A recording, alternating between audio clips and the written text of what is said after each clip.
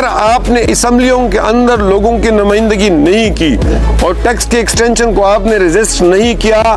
تو لوگ آپ کے گھروں کا محاصرہ کریں گے، لوگ آپ کے گھروں کے سامنے جائیں گے۔ یہ آپ کی ریسپانسبلٹی ہے، لوگوں نے آپ کو اس کام کے لیے بھیجا ہوا ہے۔ ہم 10 جون کا انتظار کر رہے ہیں، 10 جون بجٹ پیش ہوگا، فائنینس بل میں اگر ہمیں استثناء نہیں ملتا ہے تو ہم حکومت کو خبردار کرنا چاہتے ہیں کہ ہم ٹریڈرز کمیونٹی کے ساتھ مل کے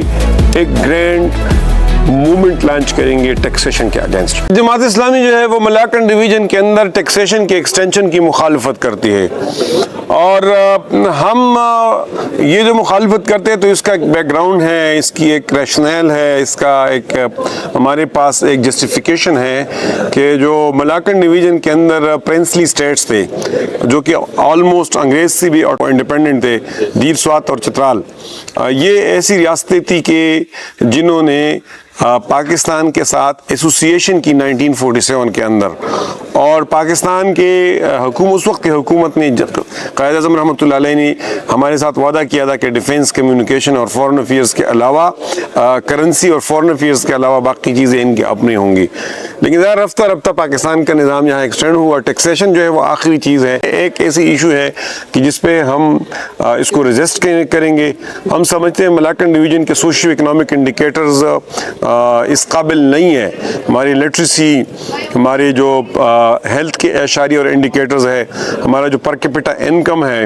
ہمارے ہاں جو ڈیولپمنٹ کی سٹیٹس ہے، ہمارے ہاں جو ان امپلائمنٹ کی سٹیٹس ہے، ہمارے ہاں جو انڈسٹریلائزیشن کی سٹیٹس ہے، وہ اس قابل نہیں ہے کہ ہم اس وقت ٹیکس دے سکے۔ ہم حکومت سے مطالبہ کرتے ہیں اور حکومت کو بتانا چاہتے ہیں کہ پوری دنیا کے اندر اس قسم کی مارجنلائزڈ ریجن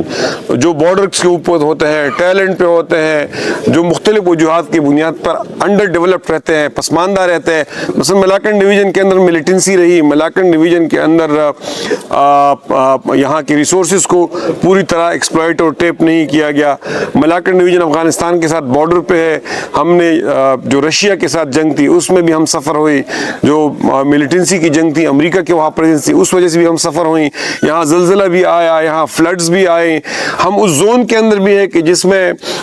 فریکوینٹ فلڈنگ ہوتی ہے، اور اس سارے وجوہات کی بنیاد پہ ملاکنڈ ڈویژن کے اندر حکومت نے انڈسٹریلائزیشن نہیں کی۔ سچی بات یہ ہے کہ حکومت نے خود وہ وسائل فراہم نہیں کی جس کی بنیاد پہ ہم اس قابل ہو کہ ہم ٹیکس دے سکے، تو اس لیے پوری دنیا کے اندر کچھ ریجنز کو کچھ وقت کے لیے اس وقت اس کی حکومتیں، ریاستیں خصوصی حیثیت دیتی ہے، ملاکنڈ ڈویژن کی ٹیکس سے استثناء کو بھی کنٹینیو رکھا جائے، اور میں وفاقی حکومت کو خبردار کرنا چاہتا ہوں، اور ساتھ ساتھ یہاں کے جو الیکٹڈ ریپس ہیں ان کو بھی بتانا چاہتا ہوں، منتخب نمائندوں کو بھی بتانا چاہتا ہوں، وفاقی حکومت کو بتانا چاہتا ہوں کہ ملاکنڈ ڈویژن کے بارے میں اولف کیرو نے اپنی کتاب دی پٹھان کے اندر لکھا ہے، جو کے پی کے اندر سینئر بیوروکریٹ رہے، گورنر رہے انگریز کے،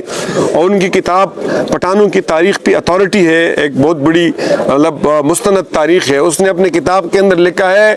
کہ دیر، بنیر اور سوات کے لوگوں نے نہ کابل کو ٹیکس دیا ہے اور نہ دہلی کو ٹیکس دیا ہے، اس لیے ان سے ٹیکس لینا کوئی آسان کام نہیں ہے، تو میں ان کو وارن کرنا چاہتا ہوں۔ دوسری میں ان کو بتانا چاہتا ہوں جو یہاں کے منتخب نمائندے ہیں کہ اگر آپ نے اسمبلیوں کے اندر لوگوں کی نمائندگی نہیں کی اور ٹیکس کے ایکسٹینشن کو آپ نے ریزسٹ نہیں کیا تو لوگ آپ کے گھروں